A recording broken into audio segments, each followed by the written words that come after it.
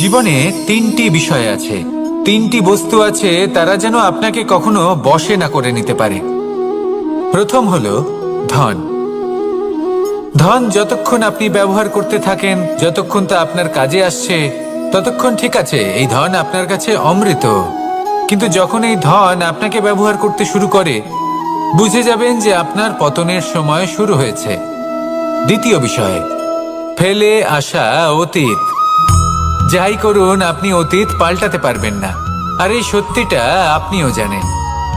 কিন্তু তাও এর বশবর্তী আমরা হয়ে পড়ি, আর যখন তাই হয়, তখন এই সংসারে আমরা যেখানেই যাই না কেন, যত বড়ই সুখ লাভ করি না কেন, সেই সব আমাদের কাছে তিক্ত বলে মনে হয়।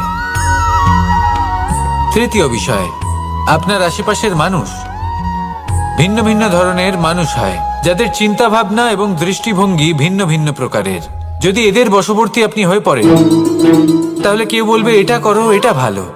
কেউ বলবে এটা করো না, ওটা করো, ওটা ভালো কাজ। কেউ বলবে এই দুটোই করো না, অন্য কিছু করো।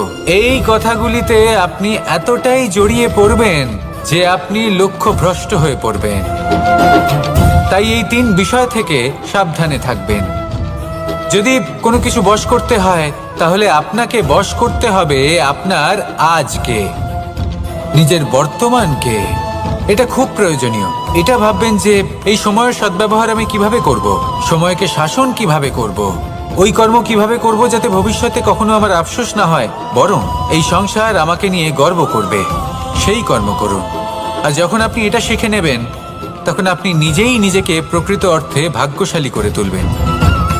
আসুন আমার সাথে ভালোবেসে বলুন, রাধা রাধা।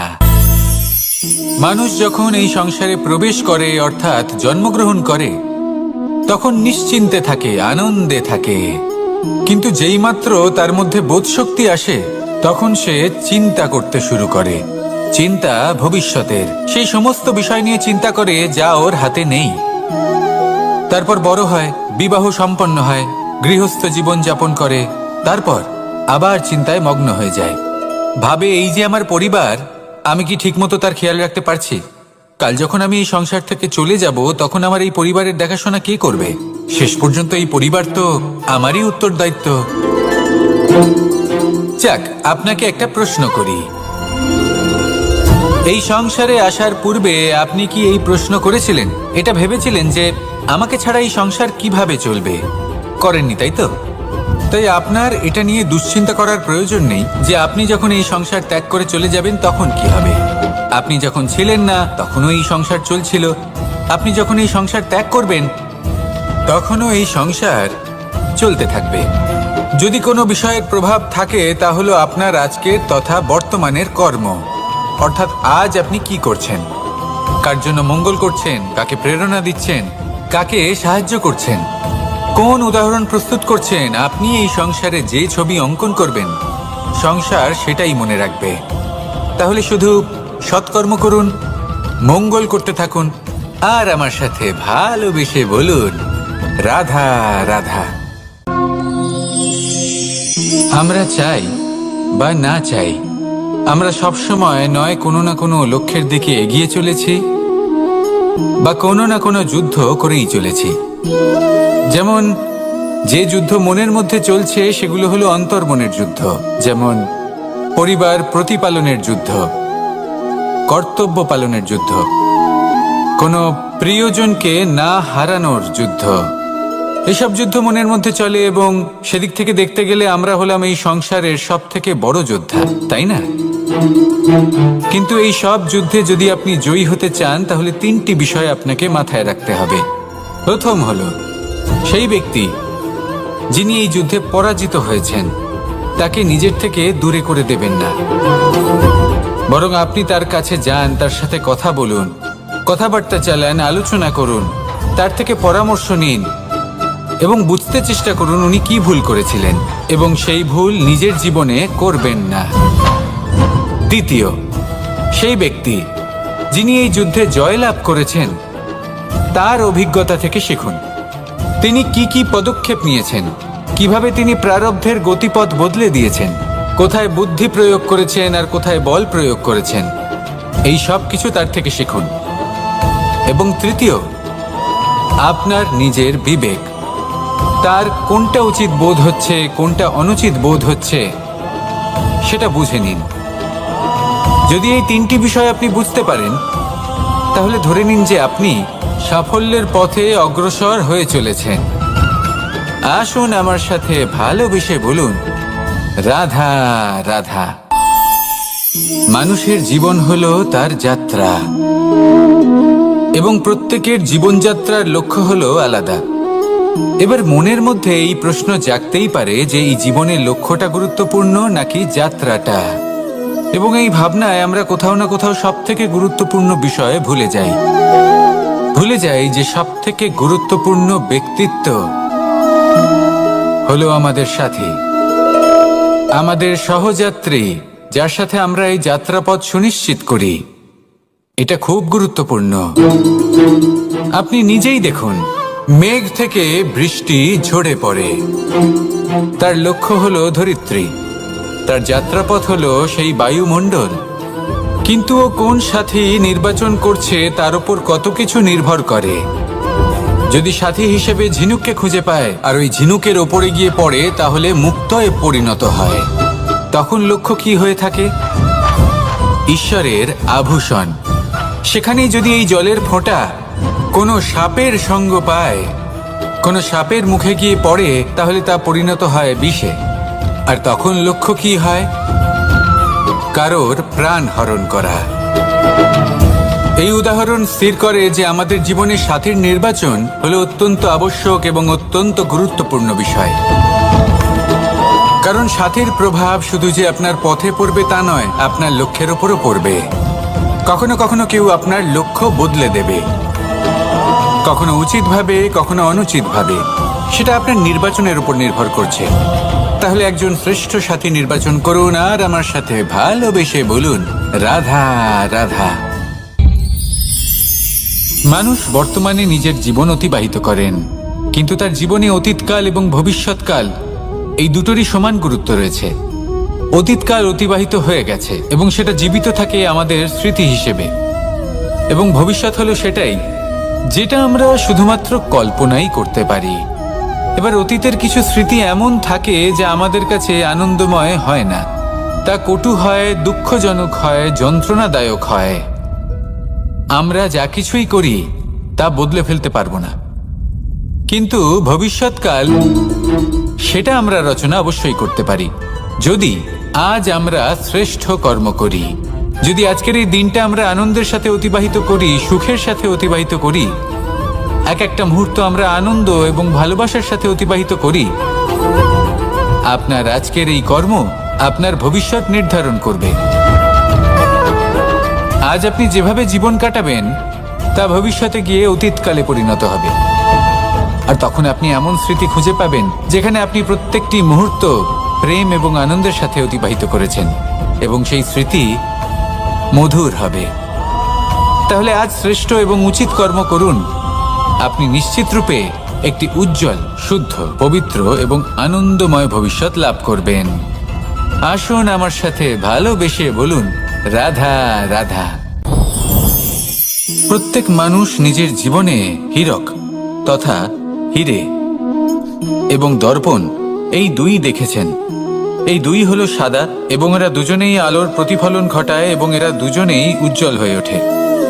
আপনি হয়তো মনে মনে ভাবছেন যে এটা কি ধরনের তুলনা করছি। একটা হিরে তো রত্ন, তার মূল্য দর্পণের থেকে অনেক গুণ বেশি। কিন্তু হিরে থাকাতে দর্পণের মূল্য কিন্তু কোনো অংশে কমে যায় না, তাই না? মানুষ যখন হিরে নিজের হাতে নেয় তখন সবার আগে কি খোঁজে? দর্পণ, যাতে তার মধ্যে দিয়ে দেখে সে বুঝতে পারে যে সেই হিরে আদৌ তার শোভাবর্ধন করছে কিনা, তাকে ভালো দেখাচ্ছে কিনা, প্রসাধনের জন্য সেটা ব্যবহার করা ঠিক হবে কিনা। অর্থাৎ হীরের উপস্থিতিতে দর্পণের গুরুত্ব কম হলো না, দর্পণের কারণে হীরের মূল্য বোঝা গেল। আমাদের জীবনেও ঠিক এরকমই ঘটে। আপনারা যদি সংসারে নিজের আশেপাশে দেখেন, এমন অনেক মানুষ দেখতে পাবেন যারা নিজেদের ক্ষেত্রে মহান স্থানে পৌঁছেছেন, নিপুণ এবং শ্রেষ্ঠ হয়েছেন। আর তাদের মধ্যে আপনার নিজের মনে হয় যেন আপনি হলেন দর্পণ। নিজেকে ছোট মনে করবেন না। আপনার মূল্য কম হচ্ছে না, আপনার নিজস্ব মূল্য আছে। আর যদি আপনার অস্তিত্ব না থাকে তাহলে ওনাদের অস্তিত্বের মূল্য সংসার বুঝতেই পারবে না। জীবনে সবসময় চেষ্টা করবেন যাতে আপনি আরো বেশি শ্রেষ্ঠ হয়ে উঠতে পারেন। আপনি নিজে যে স্থানে আছেন সেটাকে ছোট মনে করবেন না, তারও নিজস্ব একটা মূল্য আছে। যদি আপনি হিরে হয়ে থাকেন তাহলে অহংকার করবেন না, যদি আপনি দর্পণ হয়ে থাকেন তাহলে নিজেকে ছোট মনে করবেন না। আসুন আর আমার সাথে ভালোবেসে বলুন, রাধা রাধা। পাপ এবং পুণ্য, এই দুই হলো সংসারের এমন দুই বিন্দু যাকে কেন্দ্র করে এই সংসারের চক্র ঘুরতে থাকে। আমরা যদি কোনো কর্ম বিচার করি, হয় পুণ্য নয় পাপের দৃষ্টিভঙ্গি দিয়ে, এটা হয় পুণ্য না হলে পাপ। কিন্তু এই পাপ এবং পুণ্য এই দুই নির্ভর করে প্রত্যেক মানুষের ওপর, তার চিন্তাধারা, তার পরিস্থিতির ওপর। ধরুন এমন একজন মানুষ যিনি অনেক দিন ধরে বনে পথ হারিয়েছেন, অনেক দিন হয়তো উনি কোনো খাবার খাননি। এবার এমন পরিস্থিতি চলে এসছে যে এবার যদি উনি খাবার না খান তাহলে হয়তো জীবিতই থাকবেন না। আর এমন অবস্থায় ওনার সামনে যদি কোনো প্রাণী আসে তাহলে তাকে শিকার করা, এটা কিন্তু তার কাছে পাপ নয়, এটা তো জীবিত থাকার একমাত্র উপায়। এটা তার কাছে পুণ্য সম। আর যদি আমি এমন একজন ব্যক্তির কথা বলি যিনি সরল, যিনি একটি সুখী, শান্ত, সুরক্ষিত জীবনযাপন করছেন, তার কাছে কিন্তু এটা পাপ।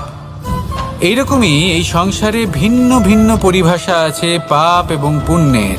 তার মধ্যে যদি আমি আপনাকে একটি সরল পরিভাষা দিই, সেটা হলো, জীবনে যখনই কোনো কর্ম করবেন সেটা নিয়ে একটু ভেবে দেখুন যে এই যে কাজটা আমি করছি তার ফলে এই যে অন্য মানুষেরা আছেন এই সংসারে, তারা কি দুঃখ পাবেন? যদি তারা দুঃখ পান তাহলে সেটা পাপ। যদি আপনি এমন কোনো কর্ম করেন যার ফলে অন্যরা প্রসন্নতা লাভ করেন, তাদের মুখে হাসি ফুটে ওঠে, যদি তারা প্রেরিত হন, জীবনে সামনে এগোতে পারেন, তাদের বিকাশ হয়, তাহলে এটা হলো পুণ্য। তাই জীবনে সবসময় পুণ্য করতে থাকুন আর আমার সাথে ভালোবেসে বলুন, রাধা রাধা। তালা অনেক পুরনো একটা আবিষ্কার। যবে থেকে এই সংসারে বহুমূল্য বস্তু নির্মিত হয়েছে তবে থেকেই এই তালা নির্মাণ হয়েছে, তবে থেকে এর ব্যবহার করা হয়েছে, যাতে উচিত সময় এলে পরে আমরা আমাদের বহুমূল্য জিনিসগুলো সুরক্ষিত রাখতে পারি এবং সময় এলে পরে বের করে সেগুলি ব্যবহার করতে পারি। এবার একটা গুরুত্বপূর্ণ তথ্য আছে যেটা জানা অত্যন্ত গুরুত্বপূর্ণ, এবং সেটা হলো যে একটা তালা নির্মাণের পূর্বে তা খোলার যন্ত্র অর্থাৎ তার চাবিটি নির্মাণ করা হয়, এবং এটাই জীবনের খুব বড় একটা শিক্ষা প্রদান করে যায়।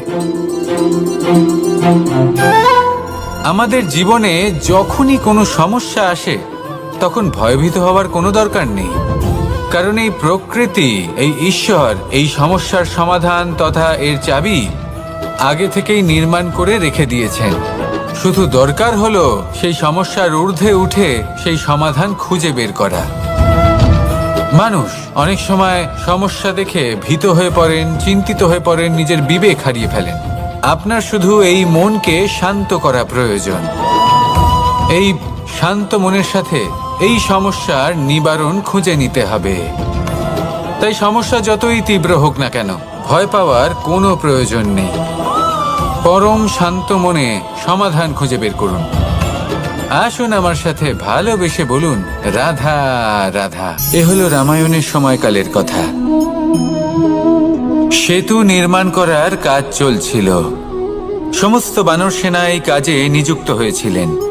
বড় বড় পাথর তুলে নিয়ে এই বানর সেনা সমুদ্রে ফেলছিলেন। এই কাজ চলছিল। এমন সময় ছোট্ট একটা কাঠবিড়ালি এলো।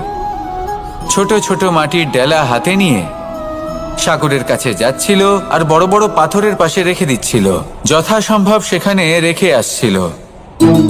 সারা দিন ধরে সে এই পরিশ্রম করেই যাচ্ছিল। এবার শ্রীরাম তার এই কাজ দেখতে পেলেন। সেই ছোট্ট কাঠবিড়ালিটিকে নিজের হাতে তুলে নিলেন এবং অত্যন্ত ভালোবেসে তার পিঠে হাত বুলিয়ে দিলেন। কথায় আছে যে কাঠবিড়ালির পিঠে যে দাগ আছে সেই 3টি দাগ এসেছে শ্রী রামচন্দ্রের 3 আঙুলের থেকে। যে কাজ আপনি করছেন তাতে সমস্ত শক্তি প্রয়োগ করুন। যতটা আপনার সামর্থ্য রয়েছে, যতটা আপনার প্রতিভা রয়েছে, সম্পূর্ণভাবে উৎসর্গ করে দিন। ঠিক এমনভাবে কর্ম করুন। সেই কাঠবিড়ালি কিন্তু তাই করেছিল। সেই জন্য শ্রীরামের সাথে সেও সেই কাহিনীতে অমর হয়ে গেছিল। সম্পূর্ণ শক্তি প্রয়োগ করুন, সম্পূর্ণ সামর্থ্যের সাথে কর্ম করুন, কারণ এটাই হলো শ্রেষ্ঠ পথ কোনো কর্ম করার। আসুন আমার সাথে ভালোবেসে বলুন, রাধা রাধা। মানুষের জন্ম কখনো তার ভবিষ্যৎ নির্ধারণ করতে পারে না। হ্যাঁ, ওর জীবনযাত্রা অবশ্যই সুখময় হতে পারে। নির্ভর করে যে ও কোন পরিবারে জন্ম নিচ্ছে, তার পরিবার পরিজন কে হন, তার মাতা পিতা কে হন, তাকে কেমন শিক্ষা দেওয়া হয়েছে, কেমন ভাবে পালন করা হচ্ছে।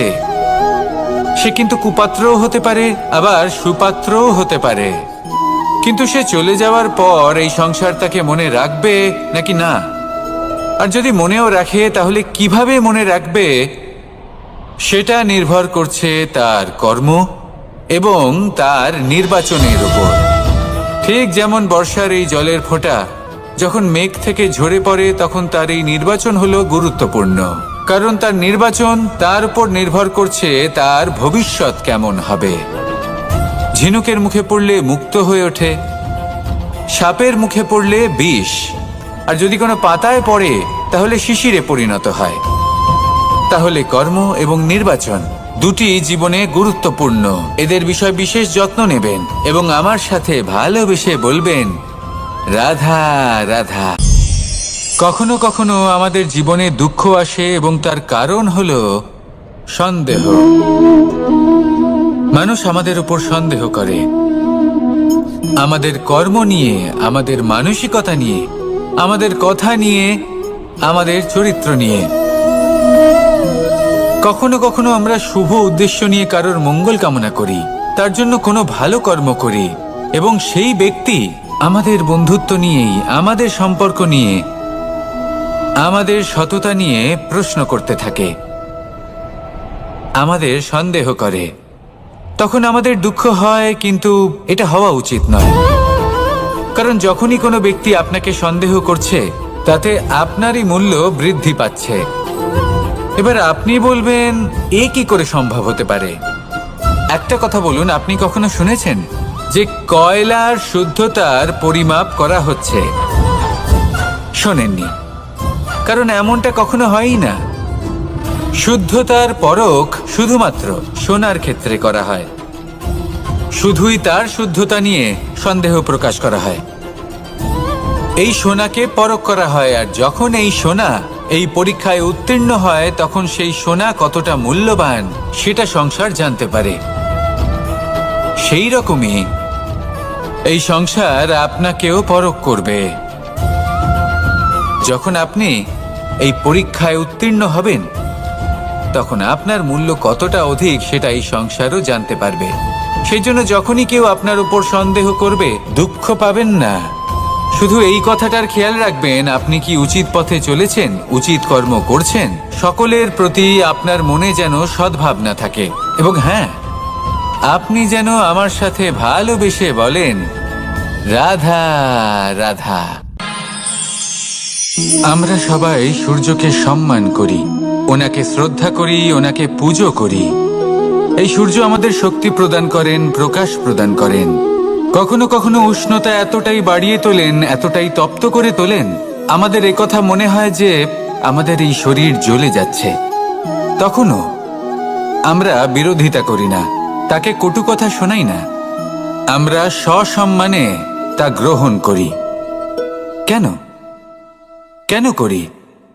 কারণ আমরা জানি যে সন্ধেবেলা যখন সূর্যাস্ত হবে, তখন শুধুমাত্র অন্ধকার বাকি থাকবে। ঠিক কিছুটা এরকমই হয় আমাদের মাতা পিতাও, যিনি আমাদের জন্ম দেন, আমাদের ভরণ পোষণ করেন, আমাদের বড় করেন, আমাদের প্রেম প্রদান করেন। কখনো কখনো তাদের মুখ থেকে কটু কথা নিঃসৃত হয়, আমাদের দুঃখ হয়, কিন্তু তখন আমাদের এটা বোঝা উচিত এগুলি নিঃসৃত হচ্ছে আমাদেরই মঙ্গলের জন্য। যেমন সূর্যদেব, উনিও উত্তাপ দিয়ে থাকেন, আমাদেরই মঙ্গলের জন্য, যাতে ফসল পাকতে পারে, যাতে জল বাষ্প হয়ে মেঘ হতে পারে, বৃষ্টি হতে পারে, আর এই সংসারে নিরন্তর জলের প্রবাহ থাকে।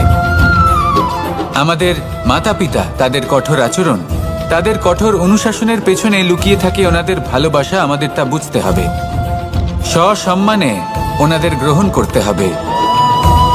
কারণ ঠিক সূর্যাস্তের পরে যেমন চতুর্দিক অন্ধকারচ্ছন্ন হয়ে যায়, তেমনি আমাদের জীবন থেকে যখন আমাদের মাতা পিতা চলে যায়, তখন আমাদের জীবনেও শুধু এবং শুধুমাত্র অন্ধকারই ছেয়ে থাকে। সেই জন্য নিজের মাতা পিতাকে সম্মান করুন, ওনাদের ভালোবাসা প্রদান করুন। এই মন আর এই জীবন প্রসন্ন হয়ে বলবে, রাধা রাধা। শিশিরের বিন্দু পাতার ওপর পড়ে আর তার গায়ে লেগে থাকে। পাতা তাকে শুষে নিতে পারে না, আর শেষ পর্যন্ত সে ঝরে পড়ে যায়। অন্যদিকে রয়েছে মেঘ এবং চাতক। এদের মধ্যে অনেক দূরত্ব থাকে। মেঘ থাকে আকাশে আর চাতক থাকে ধরিত্রীতে। কিন্তু যখন এই মেঘ থেকে বৃষ্টি ঝরে পড়ে, এই চাতক কিন্তু সেই জলই পান করে, নয়তো সে তৃষ্ণার্ত থেকে যায়। এবার অন্যদিকে দেখলাম শিশির বিন্দু আর পাতার এই সম্পর্ক। এরা খুব কাছাকাছি থাকে, ঘনিষ্ঠও থাকে। অন্যদিকে রয়েছে মেঘ এবং চাতকের সম্পর্ক, যাদের মধ্যে অনেক দূরত্ব থাকা সত্ত্বেও তারা খুব ঘনিষ্ঠ, তাই না? এই সারমর্ম খুব সরল। এই নৈকট্য, এই দূরত্ব, তা আপনার সম্পর্কে প্রভাব কিছুতেই ফেলতে পারে না। এই নৈকট্য, এই দূরত্ব, এইসব হলো শুধুমাত্র মনের ব্যাপার। কখনো আপনি অনুভব করেছেন আপনি কারোর থেকে অনেক অনেক দূরে আছেন, অনেক দূরে আছেন, তাও সেই ব্যক্তির প্রতি আপনি টান অনুভব করেন। সেখানে আপনি কারোর সাথে প্রত্যেক দিন অতিবাহিত করেন, সমস্ত জীবন অতিবাহিত করেন, সব থেকে বেশি সময় তার সাথে অতিবাহিত করেন, তাও তার প্রতি সেই টান অনুভব করেন না। এই সংকেত হলো মনের দূরত্বের। তাহলে মনের এই দূরত্ব দূর করুন আর আমার সাথে ভালোবেসে বলুন, রাধা রাধা। পাখি কখন জন্ম নেয়, কখন উড়তে শেখে, কখন বাসা বানাতে শেখে, কখন নিজের মৃত্যু লাভ করে, এসব আমাদের মধ্যে কেউ জানি না। কিন্তু পাখি একটা কথা খুব ভালো করে জানে, যে এই সংসারে ও যা কিছুই করুক না কেন, এই সংসারের ওকে নিয়ে কিচ্ছু যায় আসে না। এবার আমরা কি করি? কোনো কাজ করার আগে আমরা এটা ভাবি যে এই সংসার যদি আমাকে দেখে ফেলে, তাহলে কে জানে এই সংসার কি ভাববে, আমার প্রতিচ্ছবি কেমন তৈরি হবে কে জানে, কে জানে কি হবে আদি ইত্যাদি। এই সব ভাবনায় আমরা মগ্ন হয়ে যাই। কিছুটা এমন ভাবে মগ্ন হই যে বর্তমানের কর্মের এই জীবনের যাত্রাপথে সেই সময়ের আনন্দ উপভোগ করতে ভুলে যাই। এবার দেখুন একটা পাখি কি করে। ওর কর্ম হলো গান গেয়ে চলা। ওই পাখি গেয়ে চলে, কেউ ওর গান শুনুক বা না শুনুক, কেউ আদৌ শুনছে কিনা সেই বিষয়টা নিয়ে সেই পাখির কিছুই যায় আসে না। সেই পাখি নিজের কর্ম করতে থাকে। হয়তো সেই জন্যই আপনি কখনো কোনো পাখিকে কাঁদতে দেখবেন না। এরকমই আপনাকে নিজেকে গড়ে তুলতে হবে। প্রথমে নিজেকে জিজ্ঞেস করুন, এই যে কর্ম আমি করতে চলেছি সেটা কি উচিত? যদি আপনার মনে হয় সেটা উচিত, তাহলে সেটা প্রমাণ করুন।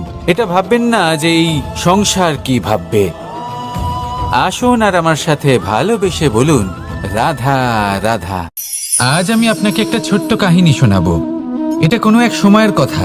দুজন বোন জাঁতাকলে গম পেশাই করছিলেন, আর ওনাদের মধ্যে যিনি ছোট ছিলেন তিনি সময় সময় সেখান থেকে ছোট ছোট দানা তুলে খাচ্ছিলেন এবং বিষয়টা উপভোগ করছিলেন। এবার দেখতে দেখতে গম পেশাই সমাপ্ত হলো। এবার পেশাই করা গম নিয়ে সেই দুজন বোন বাড়ি ফিরে আসছিলেন, এবং তাদের ফেরার পথে হঠাৎ করে কোথাও থেকে একটি বাছুর চলে এলো। এই দুই বোন ভয়ভীত হয়ে গেলেন, আর তাদের হাত থেকে সেই আটা পড়ে গেল, মাটিতে মিশে গেল। এবার এই পুরো ঘটনাক্রমে যদি কারোর বিন্দুমাত্র লাভ হয়ে থাকে, বিন্দুমাত্র আনন্দ পেয়ে থাকে, তাহলে সে কে? সেই ছোট বোন, যিনি মাঝে মাঝেই গমের দানা তুলছিলেন এবং খাচ্ছিলেন। কিছুটা হলেও উনি আনন্দ লাভ করেছিলেন। এবার এরকমই হলো আমাদের জীবনে ভক্তি এবং ভালোবাসা সংক্রান্ত বিষয়ে। মানুষ নিজের জীবনের দৈনিক কাজে এতটাই ব্যস্ত হয়ে পড়েন, প্রত্যেকদিন শুধু কাজ কাজ কাজ কাজ করতে থাকেন, আর তাতে ভক্তি এবং ভালোবাসার জন্য সময় বার করতেই পারেন না। দেখুন, জীবনে ভক্তি আর প্রেমের এই যে ছোট ছোট মুহূর্ত আছে, এগুলো যদি আপনি যাপন করতে পারেন তাহলে তাতেই আপনি তৃপ্তি লাভ করবেন। বাকি সবই আপনার ব্যর্থ বলেই মনে হবে। জীবনে যখনই আপনি কোনো কাজ করবেন, ঈশ্বরের প্রতি সমর্পিত হয়ে সেই কাজ করুন। আর যখনই সময় পাবেন, তাহলে সেই সময় নিজের আপনজনদের দিন। যাদের আপনি ভালোবাসেন তাদের প্রতি যত্নবান হন, তাদের শুভাকাঙ্ক্ষী হন। এই প্রেম আর ভক্তির ছোট ছোট মুহূর্তগুলো আপনার জীবনকে চরিতার্থ করে তুলবে।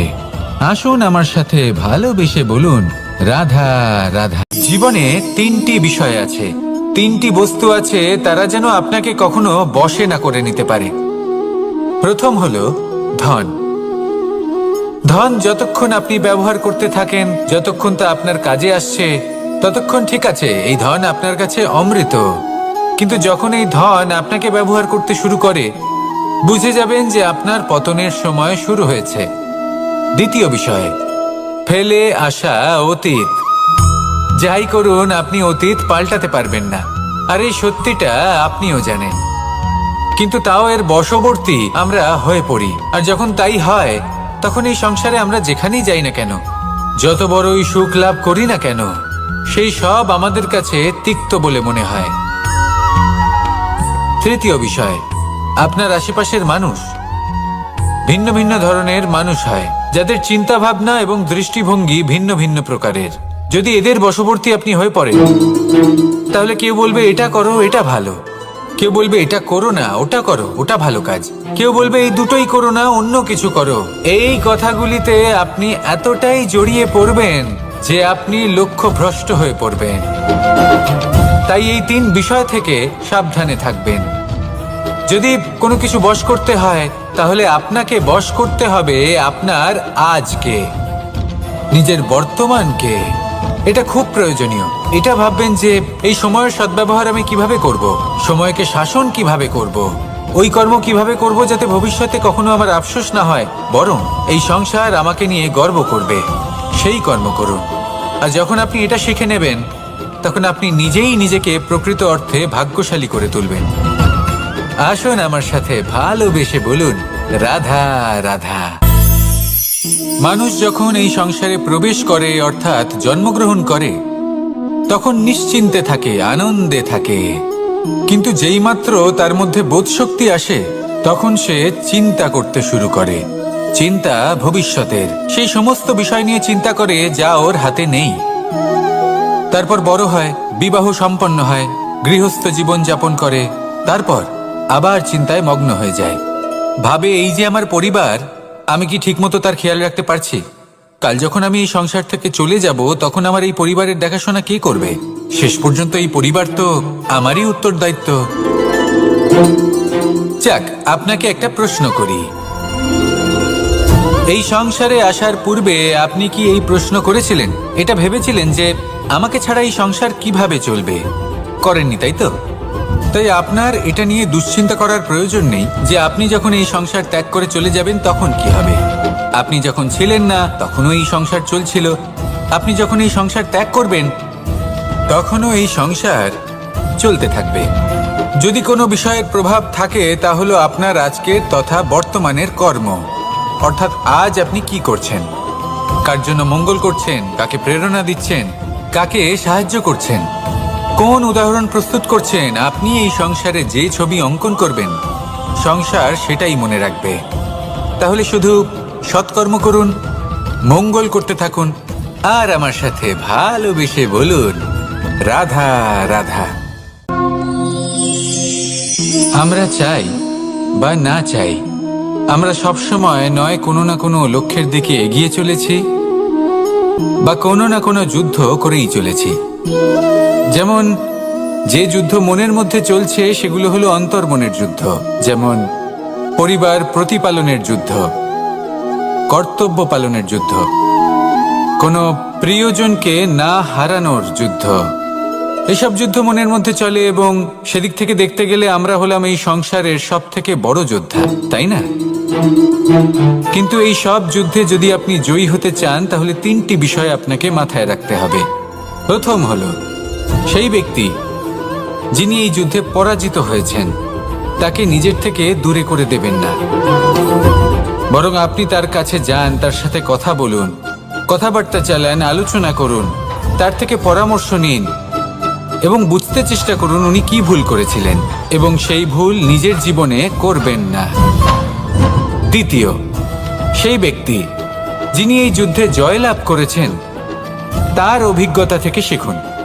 তিনি কি কি পদক্ষেপ নিয়েছেন, কিভাবে তিনি প্রারব্ধের গতিপথ বদলে দিয়েছেন, কোথায় বুদ্ধি প্রয়োগ করেছেন আর কোথায় বল প্রয়োগ করেছেন, এই সব কিছু তার থেকে শিখুন। এবং তৃতীয়, আপনার নিজের বিবেক, তার কোনটা উচিত বোধ হচ্ছে, কোনটা অনুচিত বোধ হচ্ছে, সেটা বুঝে নিন। যদি এই 3টি বিষয় আপনি বুঝতে পারেন তাহলে ধরে নিন যে আপনি সাফল্যের পথে অগ্রসর হয়ে চলেছেন। আসুন আমার সাথে ভালোবেসে বলুন, রাধা রাধা। মানুষের জীবন হলো তার যাত্রা এবং প্রত্যেকের জীবনযাত্রার লক্ষ্য হলো আলাদা। এবার মনের মধ্যে এই প্রশ্ন জাগতেই পারে যে এই জীবনের লক্ষ্যটা গুরুত্বপূর্ণ নাকি যাত্রাটা, এবং এই ভাবনায় আমরা কোথাও না কোথাও সব থেকে গুরুত্বপূর্ণ বিষয়ে ভুলে যাই যে সব থেকে গুরুত্বপূর্ণ ব্যক্তিত্ব হলো আমাদের সাথী, আমাদের সহযাত্রী, যার সাথে আমরা এই যাত্রাপথ সুনিশ্চিত করি। এটা খুব গুরুত্বপূর্ণ। আপনি নিজেই দেখুন, মেঘ থেকে বৃষ্টি ঝরে পড়ে, তার লক্ষ্য হলো ধরিত্রী, তার যাত্রাপথ হলো সেই বায়ুমণ্ডল। কিন্তু ও কোন সাথী নির্বাচন করছে তার উপর কত কিছু নির্ভর করে। যদি সাথী হিসেবে ঝিনুককে খুঁজে পায় আর ওই ঝিনুকের ওপরে গিয়ে পড়ে তাহলে মুক্তয়ে পরিণত হয়। তখন লক্ষ্য কি হয়ে থাকে? ঈশ্বরের আভূষণ। সেখানেই যদি এই জলের ফোঁটা কোনো সাপের সঙ্গ পায়, কোনো সাপের মুখে গিয়ে পড়ে, তাহলে তা পরিণত হয় বিষে। আর তখন লক্ষ্য কি হয়? কারোর প্রাণ হরণ করা। এই উদাহরণ স্থির করে যে আমাদের জীবনে সাথীর নির্বাচন হলো অত্যন্ত আবশ্যক এবং অত্যন্ত গুরুত্বপূর্ণ বিষয়। কারণ সাথীর প্রভাব শুধু যে আপনার পথে পড়বে তা নয়, আপনার লক্ষ্যের উপরও পড়বে। কখনো কখনো কেউ আপনার লক্ষ্য বদলে দেবে, কখনো উচিতভাবে, কখনো অনুচিতভাবে। সেটা আপনার নির্বাচনের উপর নির্ভর করছে। তাহলে একজন শ্রেষ্ঠ সাথী নির্বাচন করুন আর আমার সাথে ভালোবেসে বলুন, রাধা রাধা। মানুষ বর্তমানে নিজের জীবন অতিবাহিত করেন, কিন্তু তার জীবনে অতীতকাল এবং ভবিষ্যৎকাল এই দুটোরই সমান গুরুত্ব রয়েছে। অতীতকাল অতিবাহিত হয়ে গেছে এবং সেটা জীবিত থাকে আমাদের স্মৃতি হিসেবে, এবং ভবিষ্যৎ হলো সেটাই যেটা আমরা শুধুমাত্র কল্পনাই করতে পারি। এবার অতীতের কিছু স্মৃতি এমন থাকে যা আমাদের কাছে আনন্দময় হয় না, তা কটু হয়, দুঃখজনক হয়, যন্ত্রণাদায়ক হয়। আমরা যা কিছুই করি তা বদলে ফেলতে পারবো না, কিন্তু ভবিষ্যৎকাল সেটা আমরা রচনা অবশ্যই করতে পারি যদি আজ আমরা শ্রেষ্ঠ কর্ম করি। যদি আজকের এই দিনটা আমরা আনন্দের সাথে অতিবাহিত করি, সুখের সাথে অতিবাহিত করি, এক একটা মুহূর্ত আমরা আনন্দ এবং ভালোবাসার সাথে অতিবাহিত করি, আপনার আজকের এই কর্ম আপনার ভবিষ্যৎ নির্ধারণ করবে। আজ আপনি যেভাবে জীবন কাটাবেন তা ভবিষ্যতে গিয়ে অতীতকালে পরিণত হবে। আর তখন আপনি এমন স্মৃতি খুঁজে পাবেন যেখানে আপনি প্রত্যেকটি মুহূর্ত প্রেম এবং আনন্দের সাথে অতিবাহিত করেছেন, এবং সেই স্মৃতি মধুর হবে। তাহলে আজ শ্রেষ্ঠ এবং উচিত কর্ম করুন। আপনি নিশ্চিত রূপে একটি উজ্জ্বল, শুদ্ধ, পবিত্র এবং আনন্দময় ভবিষ্যৎ লাভ করবেন। আসুন আমার সাথে ভালোবেসে বলুন, রাধা রাধা। প্রত্যেক মানুষ নিজের জীবনে হীরক তথা হীরে এবং দর্পণ এই দুই দেখেছেন। এই দুই হলো সাদা এবং এরা দুজনেই আলোর প্রতিফলন ঘটায় এবং এরা দুজনেই উজ্জ্বল হয়ে ওঠে। আপনি হয়তো মনে মনে ভাবছেন যে এটা কি ধরনের তুলনা করছি। একটা হিরে তো রত্ন, তার মূল্য দর্পণের থেকে অনেক গুণ বেশি। কিন্তু হিরে থাকাতে দর্পণের মূল্য কিন্তু কোনো অংশে কমে যায় না, তাই না? মানুষ যখন হিরে নিজের হাতে নেয় তখন সবার আগে কি খোঁজে?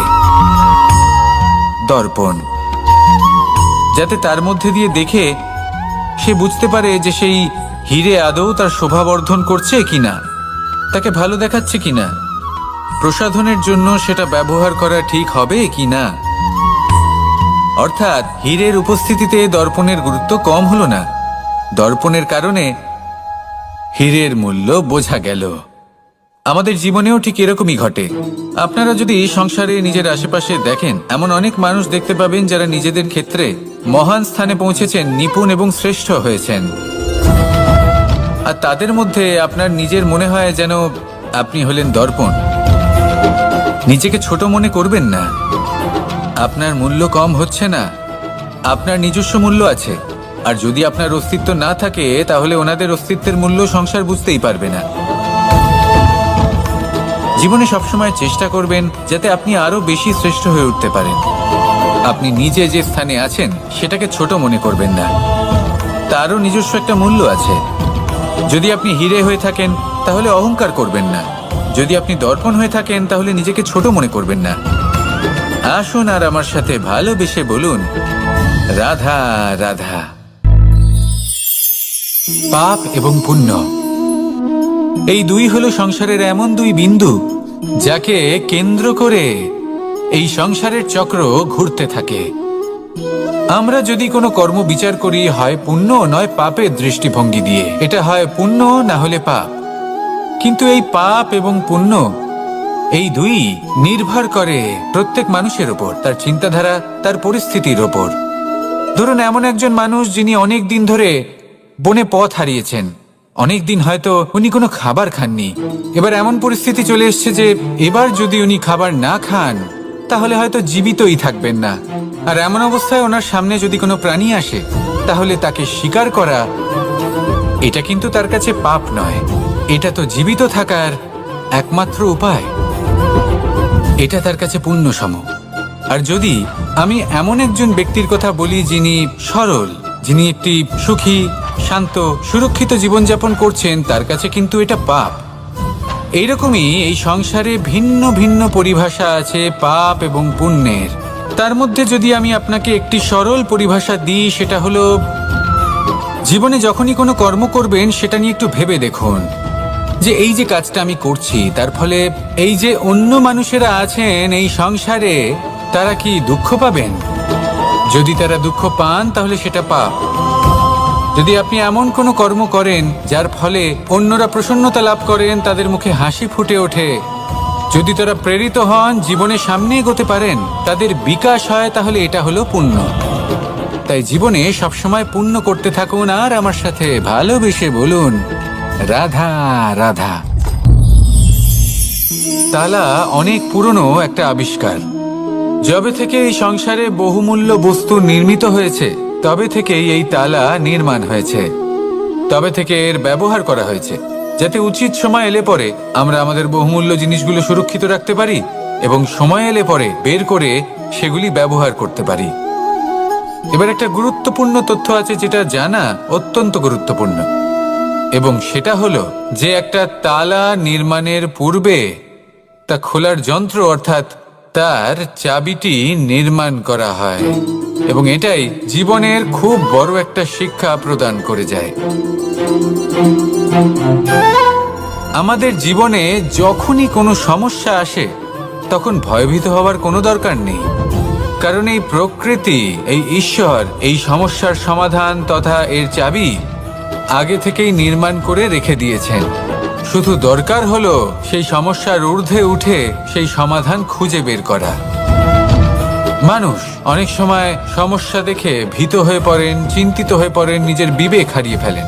আপনার শুধু এই মনকে শান্ত করা প্রয়োজন। এই শান্ত মনের সাথে এই সমস্যার নিবারণ খুঁজে নিতে হবে।